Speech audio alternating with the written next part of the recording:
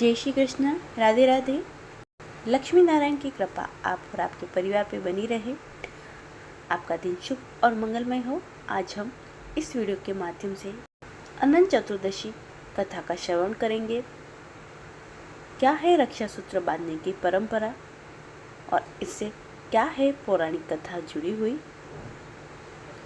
शुरू करने से पहले आप सबसे छोटा सा अनुरोध है, आपको ये कथा अच्छी लगे तो इसे लाइक ज़रूर करें और कमेंट में जय श्री कृष्ण लिखना ना भूलें। अनंत चतुर्दशी भाद्रपद माह की शुक्ल पक्ष की चतुर्दशी को आती है। इस दिन भगवान विष्णु के सभी स्वरूपों की पूजा होती है। भगवान श्री कृष्ण ने पांडवों को अनंत चतुर्दशी व्रत करने की सलाह दी थी। भाद्रपद माह के शुक्ल पक्ष की चतुर्दशी को अनंत चतुर्दशी कहा जाता है। इस दिन अनंत भगवान की पूजा करके संकटों से रक्षा करने वाला अनंत सूत्र बांधा जाता है। यह 14 गांठ वाला अनंत सूत्र होता है। मान्यता के अनुसार अनंत सूत्र पहनने से मनुष्य के सारे संकट दूर होते हैं और सभी दुख और परेशानियों का नाश होता है। साथ ही अनंत चतुर्दशी के दिन भगवान विष्णु के अनंत स्वरूप के लिए व्रत रखकर पूजा की जाती है। भगवान श्री कृष्ण ने पांडवों को सलाह दी थी। कहा जाता है, जब पांडव जुए में अपना सारा राजपाट हार कर वन में कष्ट भोग रहे, तब भगवान श्री कृष्ण ने उन्हें अनंत चतुर्दशी का व्रत करने की सलाह दी थी। धर्मराज युधिष्ठिर ने अपने भाइयों तथा द्रौपदी के साथ पूरे विधि विधान से यह व्रत किया था तथा अनंत सूत्र धारण किया था। अनंत चतुर्दशी के प्रभाव से पांडव सभी संकटों से मुक्त हो गए थे। अनंत चतुर्दशी पर रक्षा सूत्र बांधने की विधि। सुबह स्नान करके व्रत का संकल्प करें। शास्त्रों में व्रत का संकल्प एवं पूजन किसी पवित्र नदी या सरोवर की तट पर करने का विधान है। ऐसा न कर पाने पर घर में पूजा कर सकते हैं। पूजा करने की जगह पर कलश स्थापित करें। कलश पर शेषनाग की शैया लेटे भगवान विष्णु की मूर्ति या चित्र स्थापित करें।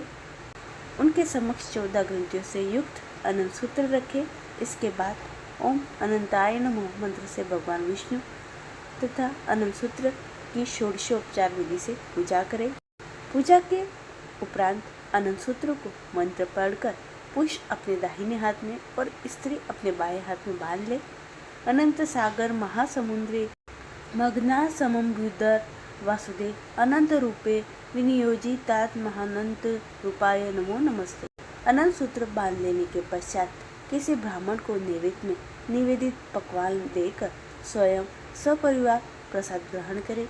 पूजा के बाद कथा को अवश्य पढ़े या सुने। अनंत चतुर्दशी व्रत कथा। सतयुग में सुमंतु नाम के एक मुनि थे।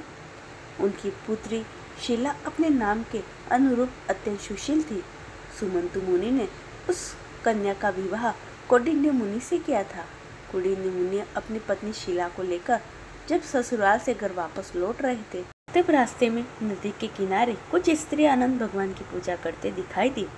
शीला ने अनंत व्रत का महत्व जानकर उन स्त्रियों के साथ अनंत भगवान का पूजन करके अनंत सूत्र बांध लिया।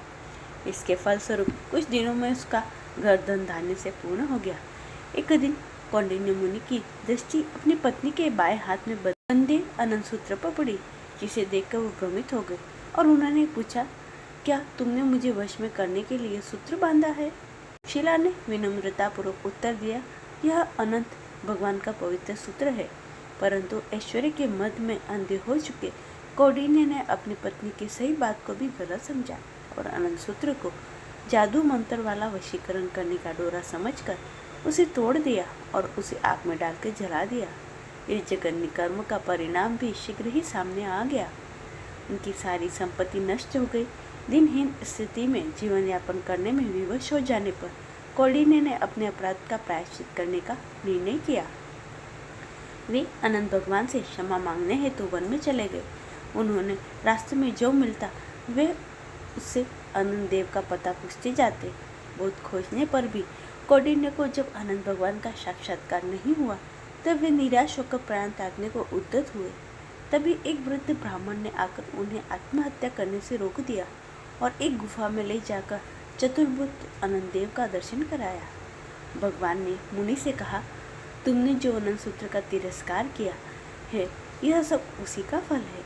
इसके प्रायश्चित हेतु तुम 14 वर्ष तक निरंतर अनंत व्रत का पालन करो। इस वर्ष का अनुष्ठान पूरा हो जाने पर तुम्हारी नष्ट हुई संपत्ति तुम्हें पुनः प्राप्त हो जाएगी और तुम पूर्ववत सुखी समृद्ध हो जाओगे। कौंडिन्य ने इस आज्ञा को सहर्ष स्वीकार किया और भगवान ने कहा, जीव अपने पूर्ववत दुष्कर्मों का फल ही दुर्गति के रूप में भोगता है। मनुष्य जन्म जन्मांतरों के पातकों के कारण अनेक कष्ट पाता है। अनंत व्रत के प्रभाव से सविधि पालन से पाप नष्ट हो जाते हैं और सुख समृद्धि शांति प्राप्त होती है। मनुष्य जन्म जन्मांतरों के पातकों के कारण अनेक कष्ट पाता है। अनंत व्रत के सविधि पालन से पाप नष्ट होते हैं तथा सुख शांति प्राप्त होती है। इस प्रकार कौंडिन्य ऋषि ने भगवान के बताए मार्ग का अनुसरण किया और सुशीला व पूरे परिवार की आर्थिक स्थिति सुधर गई, ऐसा कहा जाता है। वनवास जाने के बाद पांडवों ने भी अनंत चतुर्दशी का व्रत रखा था, जिसके कारण उनके सारे कष्ट दूर हो गए थे और उन्हें कौरवों पर विजय मिली थी। यह व्रत करने के बाद सत्यवती राजा हरिश्चंद्र के भी दिन सुधर गए थे। बोलिए अनंत भगवान की जय। ये थी अनंत चतुर्दशी की कथा। अनंत चतुर्दशी भगवान गणेशोत्सव का आखिरी दिन होता है। इस दिन कुछ खास उपाय किए जाते हैं। आप भी इन खास उपाय को करके अपने जीवन की सारी समस्याएं दूर कर सकते हैं और इन उपायों को करने से आपको शुभ फलों की प्राप्ति होती है। पहला उपाय, अनंत चतुर्दशी पर अनंत सूत्र बांधना काफ़ी शुभ होता है। इस दिन पूजा अर्चना करने के बाद इस सूत्र को कलाई पर ज़रूर बांधना चाहिए।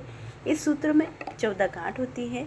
ऐसा करने से व्यक्ति को कई प्रकार के कष्टों से मुक्ति मिलती है। माना जाता है इस सूत्र को बांधने से व्यक्ति के आत्मविश्वास में वृद्धि होती है और कई तरह की समस्याओं से छुटकारा मिलता है। दूसरा उपाय, अगर आपके घर में किसी की बुरी नज़र लग गई है तो इसके लिए आप अनंत चतुर्दशी का ये उपाय ज़रूर करें। इसके लिए अनंत चतुर्दशी के दिन आपको एक कलश में 14 लौंग और कपूर को जलाना है।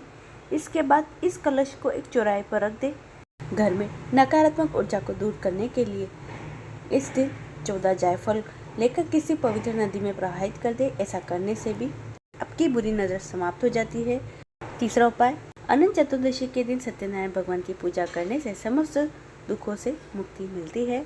इस दिन पूजा के दौरान एक लड्डू में 14 लौंग लगाकर सत्यनारायण भगवान को अर्पित करना चाहिए और पूजा के बाद किसी चौराहे पर रख देना चाहिए। ऐसा करने से आपको सारी मुसीबतों से छुटकारा मिलेगा। ये थी अनंत चतुर्दशी से जुड़ी हुई कथा और कुछ उपाय। आशा करती हूँ आपको अच्छी लगी होगी। इसे लाइक करें, चैनल को सब्सक्राइब कर ले और कमेंट में जय श्री कृष्ण लिखना ना भूलें। सभी भक्तों को प्रेम भरा राधे राधे।